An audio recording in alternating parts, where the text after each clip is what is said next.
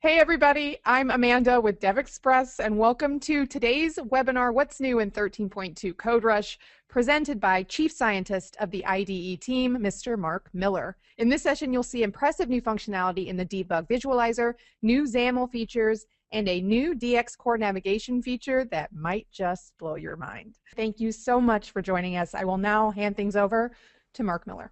Thanks, Amanda. I'm going to show you a couple new features in CodeRush 13.2. Some of the features, they break into two areas. One is in terms of features that help out developers working in XAML, and the other is in the Debug Visualizer. And there's a third one we'll show at the end, which is for plugin developers. So it'll get kind of technical at the end. I'll actually build a plugin. So we'll save that for the end. So if that's something you're not interested in, you can jettison out and or we'll stick around, and if you have any questions, we can answer the questions. So I wanted to show you the new features in XAML, and they affect three major features of CodeRush: rename, the rename refactoring, tab to next reference, and the references window. And essentially what we did is we put a lot of work into understanding XAML and understanding its relationship to types and members inside of the source code, the corresponding source code, as well as properties with special values, such as this xname property right here for border. If I put the caret on this, and let's say I want to change the name of this, for example, I just hit the CodeRush key, and now we've got refactoring, the rename refactoring showing up there. And I can select that, refactoring, rename, and you can see if I hit the tab key there, I can tab to all the references of it, and now I can give it a meaningful name like checked border, for example, something like that. And then I made that change in both places there. I can, in terms of the tab to next reference feature, that works here as well. Like, for example, I can be on check mark, hit the tab key here, I can tab to that next reference. Let's see, I want to, let's go over into triggerview.xaml here. Go over here, I want to go to this type reference to group item. Same thing here, I can hit the tab key here, and now it's even opening up, it's starting to open up other files inside of the solution that have references to that group item. So you can see that there. If I hit Shift F12 on a reference inside the XAML, it'll bring up the CodeRush references window, and there I can see all of the references inside of there. So we can go back over into trigger view here. I can also hit Escape to work my way back as well through this. So, okay, let's go back over to trigger view over here. Inside the margin string, now this one's kind of interesting too. Now, over here I'm inside of a setter, and the property is called margin, so I've got the word margin in strings. Right now the references is set up to show references on command, which means if I hit Shift F12 or I click this refresh button, it'll refresh the contents of this. So here we've just done a refresh on the margin right there. I can change it from on command to live sync. And then as I move around, what will happen is you'll see as I just stop for a moment, it'll then update the contents of the references window. So live sync might be something that's interesting to you. Here I'm in a setter. The property value is template, and now it's able to actually go out, not only find all of the references inside of the XAML, but also find references inside of the source code as well to this particular value, the property value template. And there you can see the reference to template there showing up. I can hit the tab key, and I can start tabbing through all of those references. And eventually, if I keep going, I'll get right there back into the XAML. You can see that I'm inside the XAML. Okay. Let's go back over into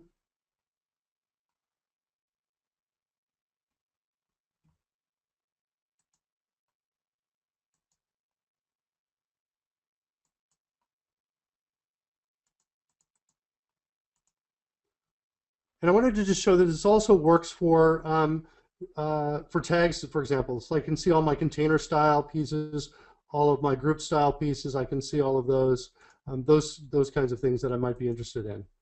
or here's update trigger control, for example. So I can see those and find those wherever they are.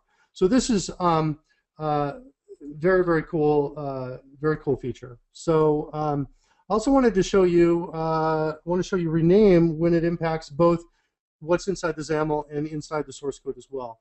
For example, here I have a converter called bool to viz convertomatic, and that might be a candidate for rename. I'm just going to continue hitting tab key on this just to tap all the references until I finally get over to the declaration of it. And then we'll search key, and now so we're inside the source code this time, and we're going to come in here, we're going to call this the bool to visibility converter, like that. We'll give it that name.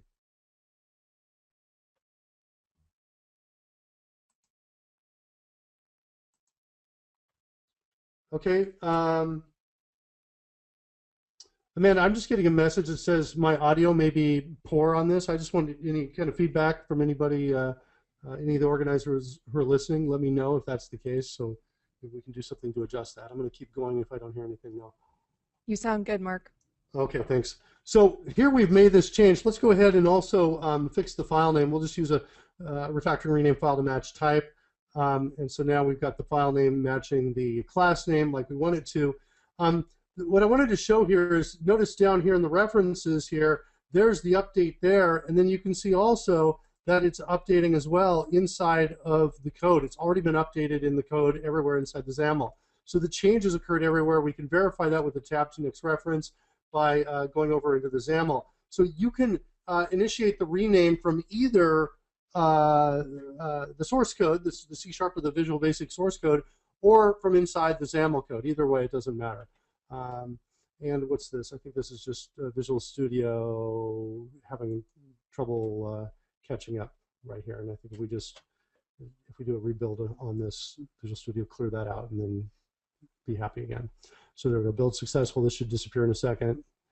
And that's not disappearing. There it is right there. So there we go, clean up. So that was just Visual Studio not catching up with the changes that we made. Let's see, what else would I want to show you? Oh, okay, I also want to show you with regard to the namespaces. So let's go to the inspector window over here.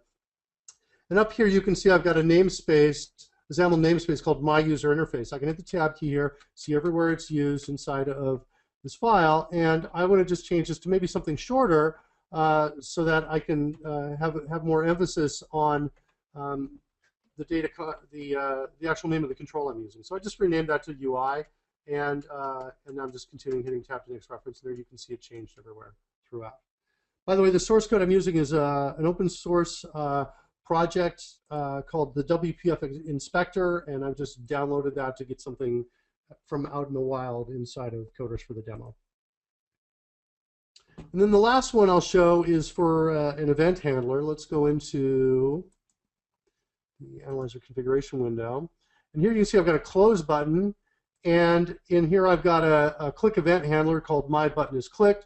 Down here in the references you can see both references. Here's in the source code, there's the event handler right there. And if I click this, let's do this so we can see the preview on this. There's the preview right there. Give it a little bit more space. So you see the source code over there. So there's what the source code looks like. I suppose I could double click that as well to take you to that so that you could see it. Right there, my button is clicked. Okay. So we'll go over here, we'll go back over into this location, and we will just do a rename on that. We'll just call this closed view. Like that. And there you can see the updates. It's updated both locations. It's updated the event handler for us, and it's also updated the name of the event in the XAML where we made the change. So so that is kind of an overview of the XAML functionality that we've added. We've also added some other features as well, including a couple code issues. Next, though, I want to show you the new features in the Debug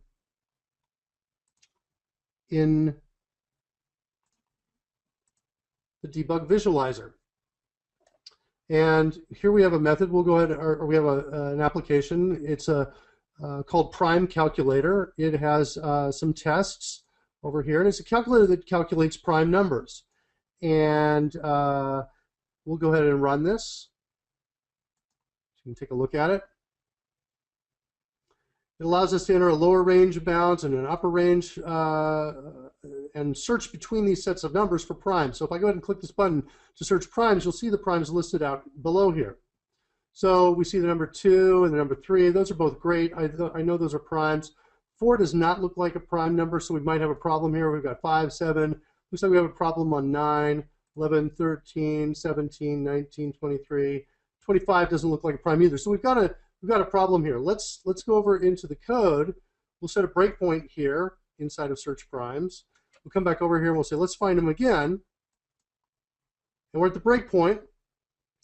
And you can start to see the debug visualizer. Now, for folks who have not seen this before, the debug visualizer is going to give us values for our local variables and put them right underneath it.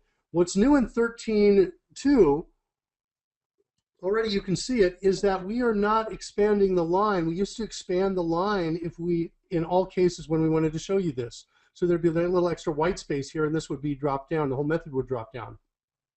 And as you were debugging through it, what would happen is you kind of see this expanding and collapsing that would be happening maybe a little bit too often.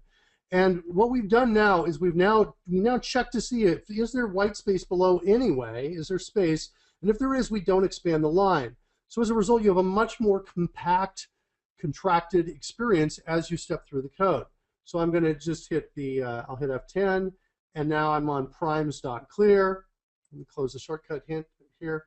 Actually, let me do this. I'm going to go into CodeRush options, and I'm going to turn off the shortcut hints for the rest of the demo.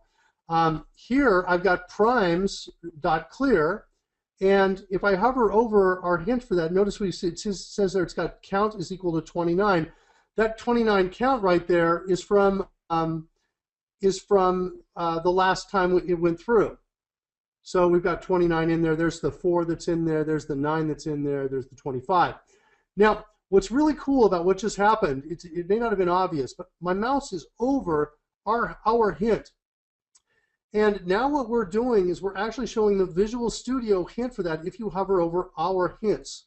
In this case, it won't be so super impressive because it's just an integer, but if you have a class or something sophisticated and you hover over our hint, you'll actually be able to drill down into that, look at the pieces in it, that sort of thing. So that is also new in 13.2. So count is 29. Now I haven't executed this line of code yet. I'm still on it and I haven't executed it. I'm going to go ahead and hit step over. And now notice the count drops to 0 and the whole text goes to red. So now we know that a change has occurred. So we're getting, and you're seeing also we're building the history up, right, as we're stepping through the method. We see what these values were as we came in. We see that, oh, we had a change here on primes, so the count went to 0. All right, that's good. Now over here, we see that count is equal to upper minus lower. We hover over that, you can see there's the hint for upper minus lower. So we're actually doing the calculation of what upper minus lower is right there for you. Watch what happens when we step over this line of code. I'm going to hit F10 to step over it, and now so we simply show you that the count is now 100. The text goes to red to show you that a change has occurred, and in the old version we would put the old value here. Now we take that out, or actually I think the old value is the same as the left value, right? So we show you both, and now in 13.2 we've cleaned that up so that now you don't see the same number twice because it doesn't make sense. It's an assignment. So for assignments like that, we'll do that. This is a feature called dead path de-emphasis, and here we're not going to hit this return statement, so it's de-emphasized. This is a feature you can turn on and off inside of the options for the debug visualizer. I'll go ahead and bring that up and we'll see that. We just type in debug right up here and then go down to the debug visualizer. It's this option, de-emphasize code outside the current execution path, and I have that turned on. And the cool thing about that is it tells you if you were going to be like, if you were expecting to go into a certain block of code, it tells you immediately before you execute that if statement, the expression in the if statement, that you're not going in. which is really useful because you can maybe set a breakpoint, you can explore to find out why, that sort of thing. So dead code de-emphasis, dead code path de-emphasis is what's going on here. And so I know that I'm going to immediately jump over to the next line of code right down here. So I'm going to hit F10. And now we're calling enumerable.range, which is going to give us a range of integers starting at 0 and running up plus 100. Okay, to give us that range, and then we're going to go into the where clause, and we're going to call calc.isPrime. And so what I want to do here is I just want to step into this is what I want to do. So I'm just going to step into this, and we'll get over here into the calc.isPrime call. And now we see, if we hover over this, we can see the I0. We can see here I is 0 here. I'm going to just hit Alt down. This is going to bring up the Expression Explorer, which you hopefully have seen before. And if not, this is something you can do on complex expressions, Alt plus down. And you can see that right here I'm passing in 0. I'm going to refresh this, and I'm coming back with false. That's right. That's kind of what I'm expecting. Let's go ahead, and we're going to set a breakpoint here. I'm just going to toggle breakpoint. I've added this to my toolbar. But you can hit F9 if you want to do that as well. So I'm just going to toggle that breakpoint, and I'm going to hit Run. You're going to see another new feature in 13.2. And in 13.2, if you've set a breakpoint on a line and you've dropped down the Expression Explorer like we have, when you come back to the breakpoint, the Expression Explorer will still be up. That means all the values that you were seeing before will be displayed, and if any of them have changed, they'll be red. So you can see that we're now passing in 1 to isPrime. We can do a quick refresh on that. That's false. Hit F5 to run. Now we're passing in 2, 3. We're expecting this one to be true. Hit F5 again, and now we're passing in 4. And now at this point, I kind of want to drill into this and see what's going on. So let's go ahead and step into this. I'm using my mouse so that you can see. It's a little easier to see instead of hitting the keystrokes. So we're inside the isPrime method. You can see we're passing in 4 for the candidate right there. Hit F10. Dead path de-emphasis. We're not going to hit that line of code. This expression is false. By the way, if you want to, you can drill into this, and there you can see the drill in. There's the Expression Explorer right there. Candidate is 4. It's not less than 2. That's why it's false. Hit F10. Now we're executing the line of code. Now let's take a look at what's going on here. First, it says get a count of the number of potential factors to check between 2 and the square root of the candidate. So we're going between 2 and the square root of the candidate. We're checking prime numbers, looking for factors in there. It doesn't make sense to go beyond the square root of the candidate because we've already checked all the possible factors up to that point. If nothing is a factor up to that point, going further doesn't make any sense. Then there's a comment here that says, since we're starting with 2, so we subtract 2 from the result. I guess that means this bit right here. Inside here, we got a call to the math square root. Let's go ahead and drill into this. So we can see already, by the way, so we see count is 0, but we can also see that the future, this expression on the right, is going to be 0. So if this is 0, let's just follow this through. Down here, we're getting an enumerable range starting at 2, going up 0. So that means there'll be nothing in this. And if we go in here, here's where the real logic is. We're checking to see if any element within this range is a factor of the candidate, right? If the candidate mod that element is equal to 0. That's the real logic here that determines whether this is a prime. Well, if this is a 0, that means we're not going to have any elements right here, which means isPrime is going to return true for this, for the 4. And I think the problem here is that the count isn't high enough. But let's go in here and just double check this. Let's look in here. Let's hit, I'm hitting Alt down, and then the down arrow key, and the down arrow key, so I can see what the different pieces are, right? And I can go all the way. There's 4. Square root of 4 is 2. I'm just using up arrow key now. By the way, on the right, you can see the Expression Explorer node map. It shows you the nodes where they represent each part of the expression. I'm just hitting the up arrow now. So I've got math ceiling, and then so math ceiling of 2 is still 2. Convert to int 32, that's equal to 2 as an int, and then subtract 2 from that, and I get 0. So that's how I'm getting to this location.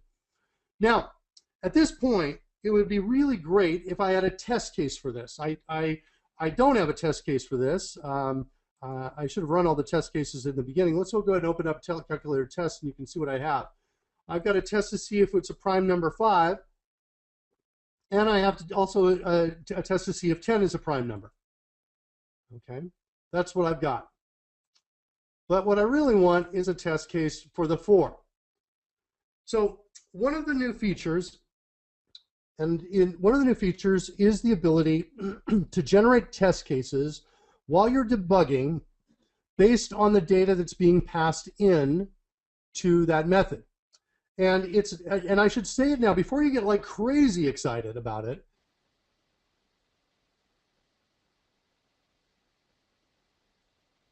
Final, let me blow your mind state. It's not quite there yet. However, it's really useful and it's going to save you a lot of time already as it is, and which is why we're releasing it in this version. I'll tell you where it is now. I'll show you where it is and where it's going to go, so you have a sense of where we're headed on this. But it's a feature that shows a lot of promise. So the shortcut for this is the default shortcut is Control-Alt-Shift-T. Control-Alt-Shift-T. And you just have to be anywhere inside the method while you're debugging. So we'll go ahead and do that. I'm going to hit Control-Alt-Shift-T. Oops, I think we needed to have it the editor selected. Try again. Control-Shift-T. Isn't this classic? During the let me go ahead and let me make sure I've got the shortcut defined for this.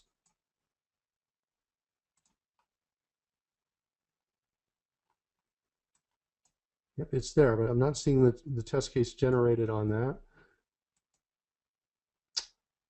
Oh, you know what? I wonder if it's because, let me do this. I thought I'd cleared this out. Let me do this. I'm going to do, since this is pretty easy to come back into this, I'm going to go ahead and stop this because it looks like this is one I was already practicing on beforehand. So let me go in and I'm going to just start this up real quick one more time. Oops, that was the wrong one. I want to bring up Prime Calculator instead, starting another instance of Visual Studio. All right, so we've got our breakpoints in here already. We'll go ahead and run it.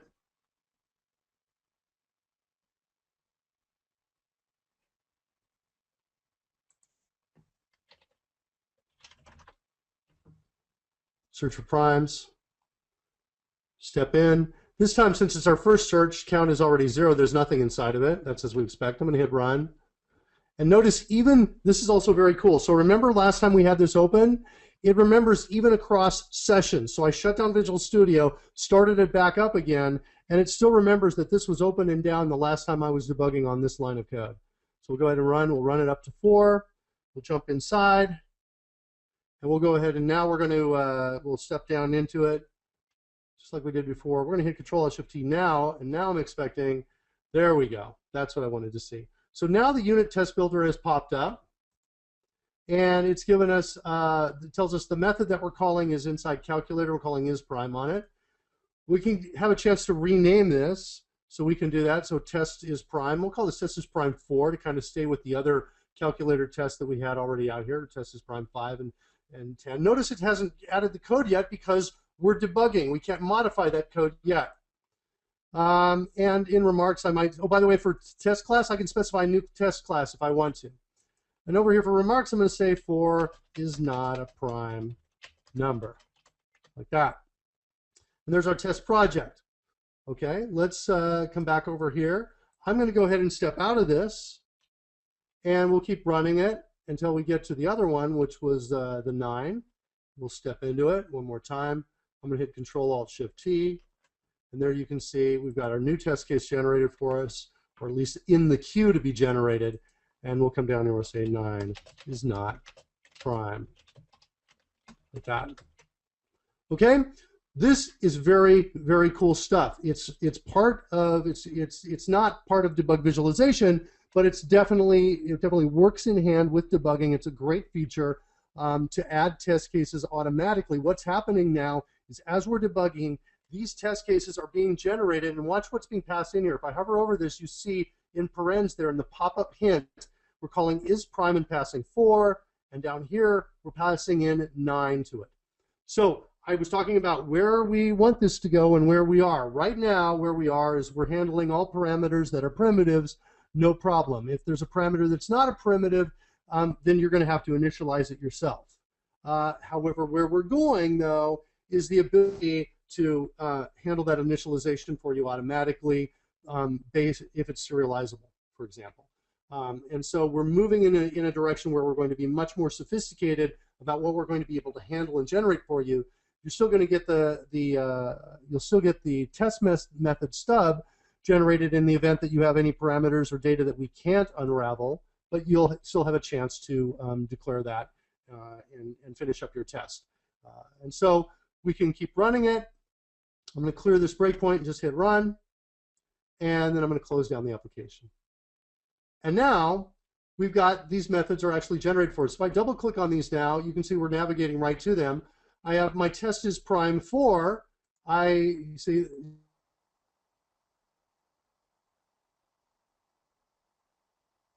in here, and I want to say assert false. So I'm going to type in AF. It's a CodeRush template.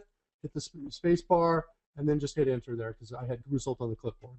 So I want to make sure that 4 is not a prime number. Then I go down to 9, and I'll do the same thing down here. Copy that to clipboard, type in AF space bar, enter, and there we go. So now I have my test methods generated for me. Now would be a good time to run all my test methods. So over here in the unit test runner, I'm going to come in here. I'm going to click Run All. You can see 4 tests were run, and we have 2 failures, right? Just what we were expecting. These both failed, which is what we want. Let's go back over into calculator, and let's look at this. So our count determines how many factors we're going to go through. And it seems that when we're dealing with a square, this number is... As a simple fix, what I could do is I just could come in here, and I could just say +1. So, you know, we can keep this comment here. It says we're starting with 2, we subtract 2 from the result. Maybe add a new comment that says +1 for squares.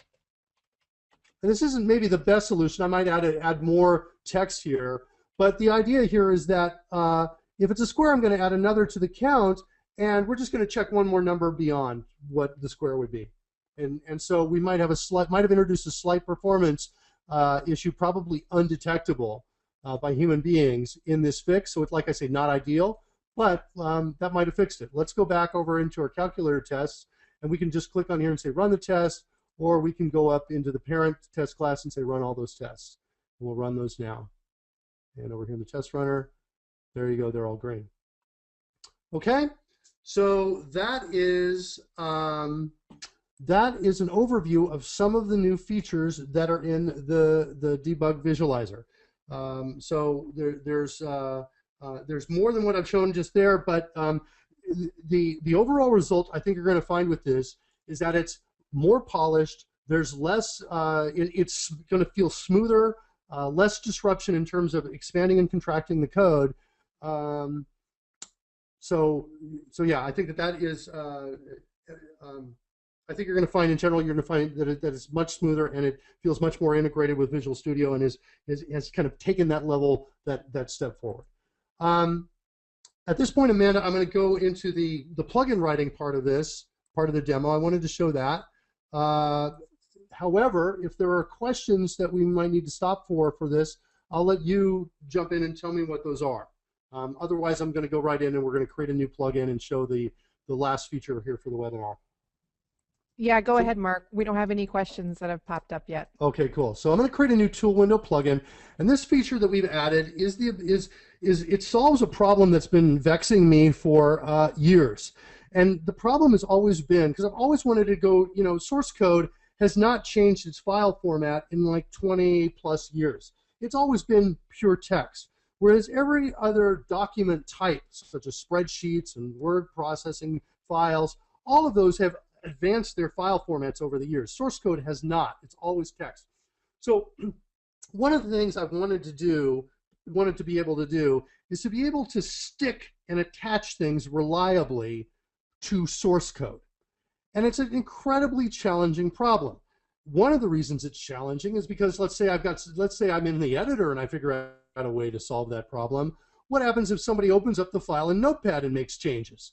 Well, now whatever you're using to stick that new advanced that extra data, for example, a reviewer's a screenshot or a reviewer's notes, code reviewer's notes, right, to a method. Whatever you're using to stick it to it is now going to not be connected to that location anymore. So what you're going to see in the core is essentially our answer to that problem. And it's exciting to me for that reason. So I'm going to call this we'll call this the nav helper, and it's just a tool window, and I'm going to put a text box inside of it. And this is just to show what's available in the core. Is that we're not really building a feature that anybody would necessarily use. But once you see what this can do, then you might come in and think, oh, okay, maybe I will build something that does this. So I'm going to drop a text box on here, and let's change its. Whoops, that's not what I want to do. I want to hit Alt-Enter and change its multi-line property to true and its doc property to fill. Okay. Let's also go back to the toolbox. We're going to drop in 2 actions. And these are in the DXCore toolbox right here. So we're going to just double-click that once, double-click it twice.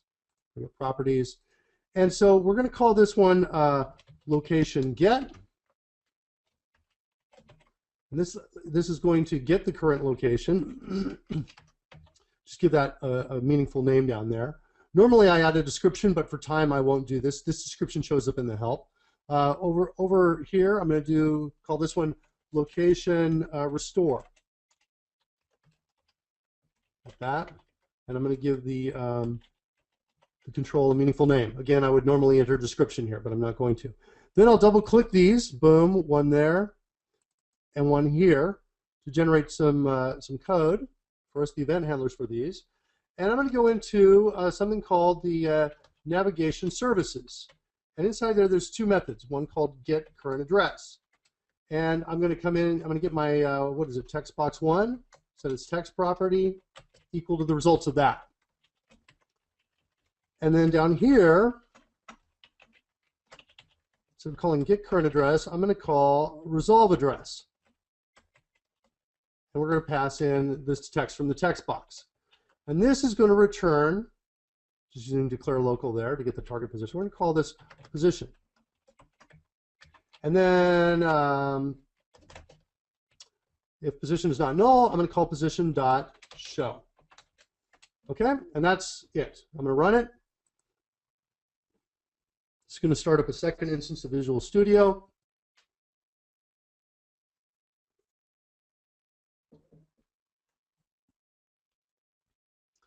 And inside this instance of Visual Studio, I'm going to open up probably the WPF Inspector project, because that's nice and big.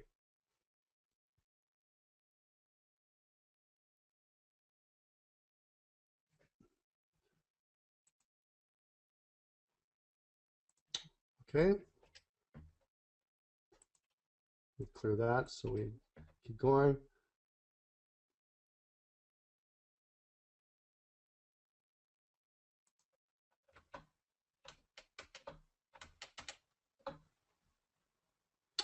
Oh, this is because I've got it open, and I've got the C++ projects inside of here, and they're open in a second instance of Visual Studio. Don't prompt me again. There we go. All right. So we'll go over into the, we'll work in Xaml. This works anywhere. It works in any source code. So source code. So it's very cool. So let's come in here, and I'm just going to select from WPF to Inspector. I'll select that range right there. I'm going to go into the CodeRush tool window. I'm going to grab the tool window we just created, which is called Nav Helper. I'm going to dock it over on the left over here. And I'm going to, now I've got to invoke that action. To get to the action, I've got to bind a shortcut to it. Let's see here. I think I already set these up, location tests. Let's make sure I've got the right location get. I set these up in advance knowing the names that I would give these, location get and location restore. So the shift keys are Control-Shift-Alt-G and Control-Shift-Alt-R. So again, this is not a feature that anybody would have for real, but it's something that I'm using now just to show how what's working under in the background. So I'm going to hit Control-Shift-G, and there you can see this is essentially the address of this location. And what's cool about this is there's redundancy built in, so if things change, I can still get to it. To get to it, I hit Control-Alt-Shift-R. Oh, that didn't work. Why didn't it work? So at this point, I'm going to just say, unfortunate that we got a demo bug in here that's stopping this from happening. So if I hit Control-Alt-Shift-R to come back to it, I can do that. Where was the other one we were at? Solution Explorer. Let's go over here. We'll show it working in here too. See if we. So I'm going to grab the begin invoke. I'm going to call get on that. We're going to go up here. We're going to do restore. And so there you go. So that's how things are saved and recovered. I'm not sure what the cause of the problem here is. I'm not sure. Something we may have to look at. We'll have the devs look into this, see what's wrong here. But you can see the potential that's here. The thing I wanted to show, here's what I wanted to show though. So let's say that we've got, for example, that we'll grab, for example, this bit right here. We'll select that, come back in and restore it. This is inside the tree view helper. Let's go in here. We'll right click. We'll say open with. We'll grab Notepad to open it up. I'm going to take this. I'm going to close this down. I'm going to now go into Notepad and I'm going to make some changes. For example, we'll delete a couple methods right here. So I'm going to delete these methods. I'll save it. I'll come back over here. I'll hit Control-Shift-R. And there it's opened up the file and still grabbed and selected the piece, even though I made changes to it and edited it outside of Notepad. So that's what's going on there. I can also come back in here. Let's undo those changes, save it again one more time. While we're here, go ahead and say yes. We'll go ahead and reopen it back up. Come back in here, Control-Alt-Shift-R, and then it goes down and grabs that piece and selects it for me again. So that's it. With that, Amanda, do we have any questions on any of the stuff I've shown so far? No, but Welton made a suggestion about the space in the selected text maybe being the issue there. So that shouldn't be the case with regards to the what we were seeing before. Let's see if we can bring that file back up. Triggerview.xaml. This is the problem where we had it. I think we were in. It was in Inspector is what it was. Inspector window. That's where we were. So we're inside Inspector window. Shouldn't have been a problem with the spaces or anything along those lines. What happens when we grab this, and you can see what's happening here with regard to the over on the side here. What you get, basically it takes you all the way in to menu item header, and which is right here. And then it gives you an anchor offset, and as well there should be a caret offset inside of here as well. Caret position there, you can see where the caret position is. So it looks like the only offset is on the anchor. And so if we come in here and grab this, so I'm just trying this one more time. I feel like I'm beating my head against this. Yeah, it's not working. This is something that totally worked in while I was preparing this and doing this before. It's not working now. So something has changed, and it's my sense it's not in the technology. It's in something else that the technology is relying upon. So we'll have to, like I said, we'll have to take a look into that. But no, I don't think it shouldn't have anything to do with the space. It should be able to get this regardless of the spaces that are there. So it's interesting. So here's what I did. I just made a change to the file, and once I made a change, then it started working. So watch this. Control-Shift-R, and there it grabs it. So it looks like it is there's something that needs to that we need to look into here with regard to maybe the background parser, or maybe something else going on with here. We'll have the devs look at that, find out what's wrong with that, and fix that. But like I said, we can do the same demo thing that we did before, right? You can make changes to this, and as you're editing, you can come back and then get that piece again. And so if you want to, for example, put a code, reviewer's hint here, or a note, or something else that's going to fit inside of that, and have it survive edits outside of CodeRush, outside of Visual Studio, you can create such a plugin that does that. Cool. Okay. We do have a question that came in, Mark. What versions of Visual Studio do we support? Right now, with this latest version, we are supporting 2010 all the way up to 2013. If you work in 2008, you'll have to go to a previous version of CodeRush. And so we do have support. There is a version of CodeRush available that supports every version of Visual Studio since 2003. If you're stuck using one of those older versions, but if you're in 2010 and up, you can use this latest version that I'm showing today. Wow, we support up to 2003 with a certain version. That's crazy. Back to it, yeah, we do. All right. Well, that looks like all of the questions. Okay. We did have some comments earlier. Adrian said he was too shocked to ask questions, too amazed. Oh, good. Good. Yeah. Well, we put a lot of work into getting the debug visualizer up to that next level, right? To just kind of crank it up in terms of professionalism, ease of use. So there's less of that, motion and animation going on in terms of expanding and contracting the lines. So it is, and if you haven't used Debug Visualizer yet, you definitely want to use it. It's a very, very powerful tool. And then we took it, and as we're using Debug Visualizer as we're writing CodeRush. As we're working on it, it's becoming, it was becoming clear to us that the drill down, the need to remember the position of the drill down, so that when I come back in again and at my breakpoint, to have it already expanded, so I can have my eyes already looking at the that important data, and remember that was important. So we realized that, and we added it. That was one of the features that we added. So we hope you guys enjoy it. And as usual, if you have any questions, you can tweet them with the word CodeRush in them. You can contact support@devexpress.com. You can send me an email right there. On the screen, you can see my email. And with that, if there are no other questions, thanks for your time. Sorry, Mark, we did have a couple things pop in while you were talking. Just to answer for everybody, this is from Sean. Is 13.2 out now or coming soon? It's released today, Sean. You can download it today. That's right. It should be available right now. I've already seen tweets from people who have installed it and upgraded. So you should have it already out there. Yeah. I can verify it right now. Mark, did you plan to add formatting code in XAML? I'm not sure. I don't think we have. I need to research that before I can get back to you. I'm not sure if we have something in the product already, if there's something that was recently added, or if it's something that's on our to-do list. So the answer is I don't know. But if whoever's asking that question, whoever's interested in that answer, can send me an email. I will follow up on that and get them an official, researched, verified, truthful answer. Yeah. Kronoslav, and I'm sorry if I just butchered that. I just sent you Mark's email, so shoot him an email. Okay. Shoot me an email, and I'll research that and double check that in terms of formatting. I'm not sure is the answer right now. All right, perfect. Well, that's all for the questions, everybody. Like we just said, 13.2 released today, so go ahead and download it and let us know what you think.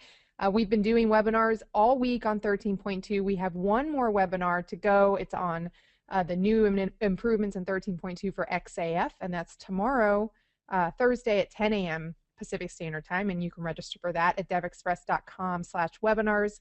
And our previous webinars we did this week on Windows and ASP.NET and analytics and dashboards are all available on our YouTube channel, so you can watch the recorded webinars there.